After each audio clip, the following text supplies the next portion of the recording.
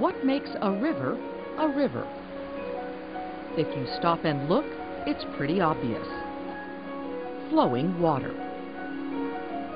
Without fresh flowing water, a river simply ceases to be. Small streams feed into creeks which join our rivers. Ultimately, they flow to the coast to rejuvenate and sustain the bays. These in-stream flows form the most elemental foundation for fish and wildlife. In-stream flows are really just the volume, the timing, and the frequency of water flowing in a river or a stream. A related term is freshwater inflows, which refers to fresh water flowing into a bay and estuary system. And that is another form of what we call environmental flows. Collectively, we refer to in-stream flows and freshwater inflows as environmental flows.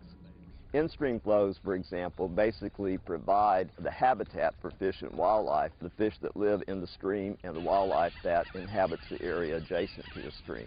It's also important to note that in-stream flows are really critical to maintaining good water quality. Creeks and rivers are not only an important source of surface water, they also play a vital role in providing fresh water to underground aquifers.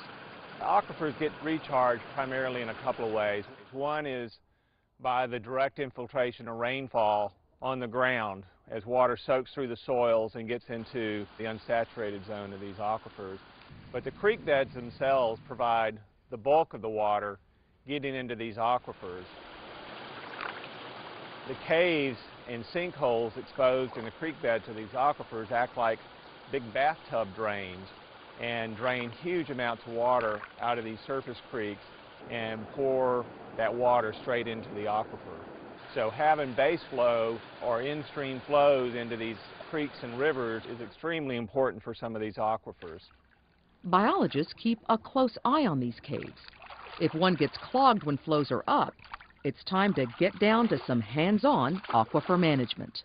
Sometimes if there's a lot of debris on it or the water's kind of deep, we actually will get in the water with a mask and snorkel and start pulling the sticks and leaves off the grate.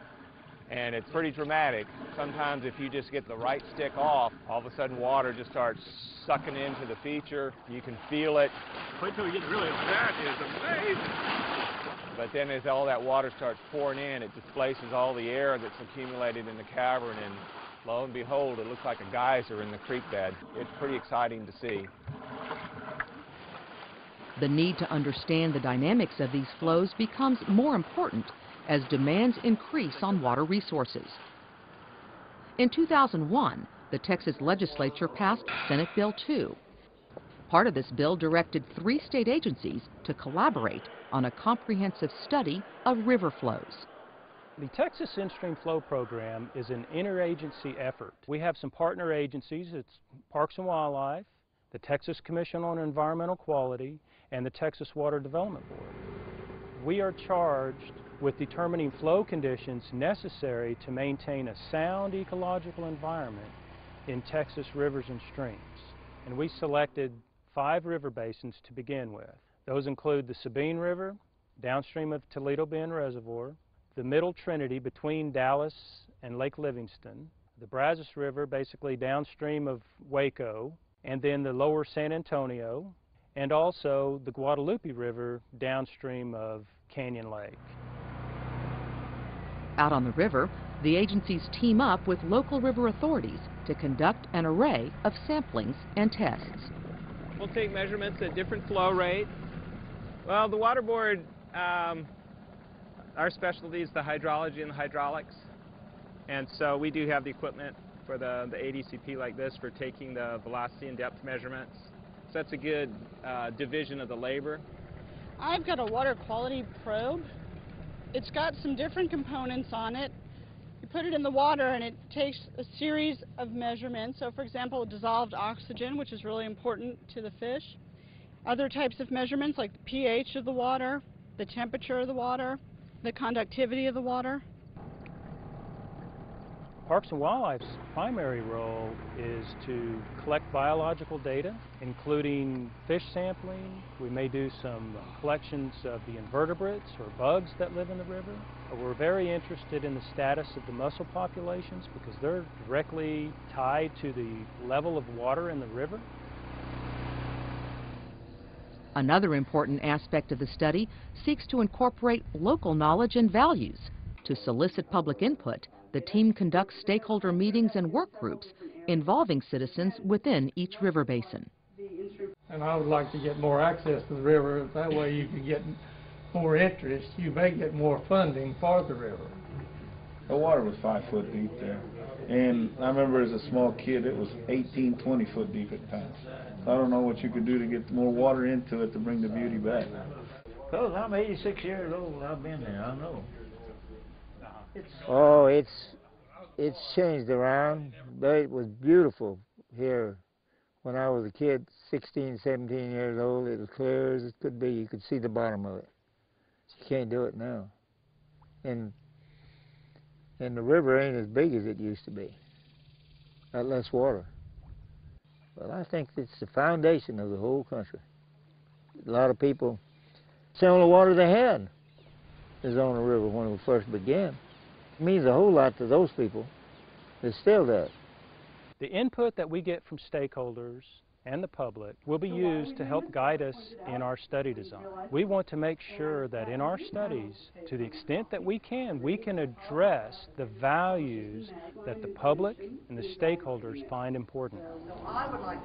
Being able to rub shoulders with the kind of expertise that you find in Parks and Wildlife and the Water Board. And there's some people that show up at these meetings that are well worth spending time with, even if you have to deal with the topics that the little work groups go off into. Maybe there'll be something more out of these groups as we go along. I suspect not, to tell you the truth. I think that they have a quota of stakeholder involvement that they have to deliver for their program to meet their mandate from the state, and they're accomplishing that now. But maybe it'll go on from there, and maybe I will become engaged in the river on a continual basis and intend to be one way or another from now on. That's why I'm involved. I want to be involved in the river. You don't have to be on a stakeholder work group to become involved in Texas rivers. Involvement takes on many forms. One way is to simply get out on a river. More and more Texans are doing just that, and more Texas paddling trails are opening up. The Paddling Trails program started in the mid-90s when Texas Parks and Wildlife started 7 coastal paddling trails. 2 years ago, Texas Parks and Wildlife started doing some inland paddling trails, so we are now up to 14 paddling trails statewide, with 3 more scheduled to launch by the end of 2008. Although the department has worked with landowners and communities to open 14 of these, this is the first urban trail and the first one on a lake. So we're very happy to get something in a large urban area like Dallas-Fort Worth, where we have the opportunity to promote this type of recreation for families, and we hope that other communities, large communities, will follow, and we anticipate that they will. As more people experience a paddling trail and gain an appreciation of being out on the water, they may also gain an awareness of what water is worth. I don't think people appreciate water because they turn on their faucets and get a drink or cook with. When you're on the water and you understand that's a resource that's not guaranteed to be there forever, then you start thinking about how you can help conserve the water resource. And I think, again, people will understand the significance of that when they get out there and start having fun.